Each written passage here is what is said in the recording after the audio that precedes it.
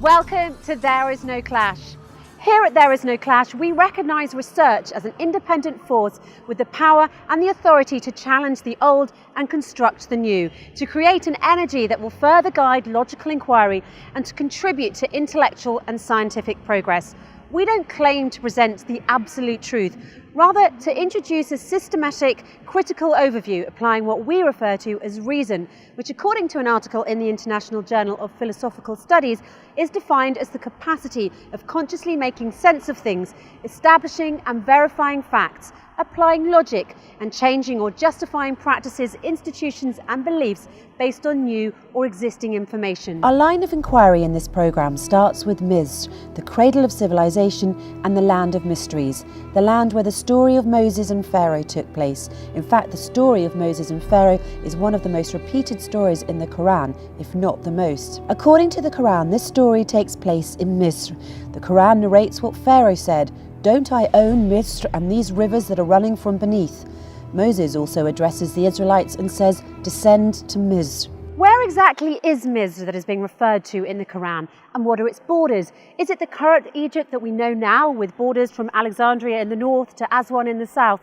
Well, the short answer to this question is no. This is actually not what the Quran refers to as the land of Misr, and this is certainly not its borders. Misr means the Nile Valley. Its borders are not just from Alexandria to Aswan.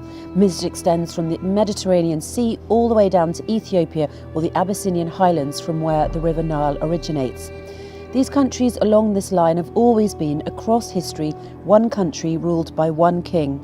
Ancient Egyptians, Persians, Ptolemies, Romans, also the Muslim conquests, Rashidi, Umayyads, Abbasi, Fatimiyyan and Ottoman kingdoms ruled Misr as one country. These recently imposed borderlines that divided Misr to Egypt and Sudan were in place only in 1899 upon instructions from the British colony who were there at the time.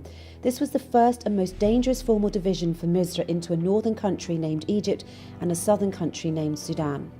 The word Misr was mentioned 5 times in the Quran, where it came in 2 different forms. The first without nonation, meaning the homeland where Egyptians used to live. And said this who had brought him from Misr, "Don't I have the reign of Misr? You shall enter Misr." Also in another form with nonation, "You shall descend to Misran," meaning the civilized city. The reference to this civilized land, or the civilization of the Nile Valley as mentioned in the Quran, refers to the land of Egypt, Sudan, up until the Abyssinian highlands, not just Egypt. So let's try to connect the dots here. If the valley of the Nile, or Misr, that is mentioned in the Quran covers all this land long before the British conquest and its border definition in 1899, then where exactly in Misr has been the location of Moses and the Pharaoh's story? Has it been in the north of Misr towards today's Egypt, as was taught to us in the history books, or towards the south, currently known as Sudan? The Quran identifies the geographic location of the interactions between Moses and Pharaoh with extreme specificity, leaving no room for doubt. In fact, the Quran mentions 5 descriptions in its narration of Moses and Pharaoh's story: the western side, Yam, Madyun, Torwa and the Tor. The western side, the first location identified by the Quran, is where Moses learned from God that the confrontation with Pharaoh and his army is over. He also learned the timing of his escape with the Israelites from the tyranny of the Pharaoh. This specific location is identified as the western side of Mecca because God said to Prophet Muhammad, "And you weren't, O Muhammad, by the western side as we handled the situation with Moses, and you weren't one of the witnesses." Prophet Muhammad lived in Mecca at the time, and the western side of Mecca is northern Sudan. If anything, this tells us that the story of Moses and Pharaoh took place in what we now know as northern Sudan, or to be precise, in the southern part of Misr before the 1899 borders. By the way, it's worth noting here that back then there was not the land that is now called North Sudan. It was known as the Nubian Kingdom of Kush. Hence you can confidently say that Misr was in Egypt, Lower Misr, in addition to Kush, Upper Misr, until now the Abyssinian highlands.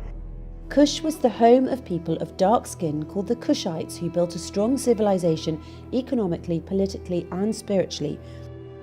In fact, the people of Kush built around 300 pyramids compared to the 60 pyramids built in Lower Misr, Egypt.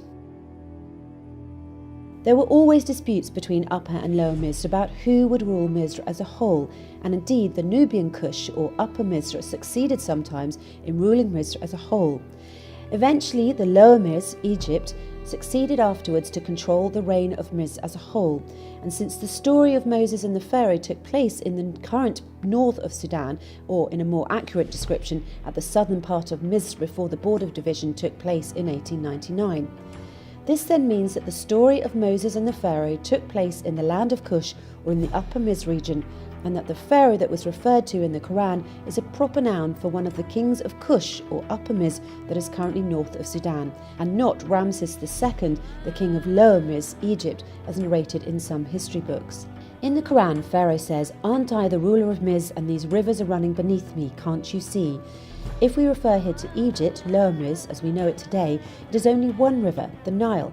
Nevertheless, the Quran is referring to Upper Miz, which has many rivers.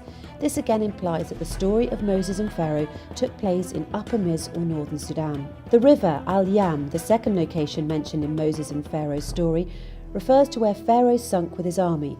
Another reference to Al-Yam is where Moses' mother sent him afloat in a basket when God ordered her to do so to save him from the soldiers of the Pharaoh. At the beginning of Surat Taha, God says to Moses' mother, "And put him in the coffin and throw him in Al-Yam," referring her to the river. In the same chapter, towards the end of the story of Moses and Pharaoh, God says, "And the Pharaoh and his soldiers followed them, and they've seen from Al-Yam what they've seen."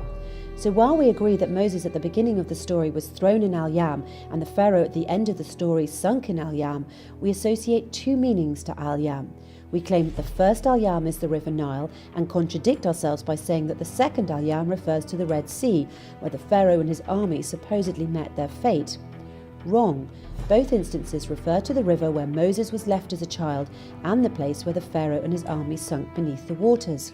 It's clear that Al-Yam in the Quran refers to the same location, which is the River Nile, specifically the part of the Nile in northern Sudan.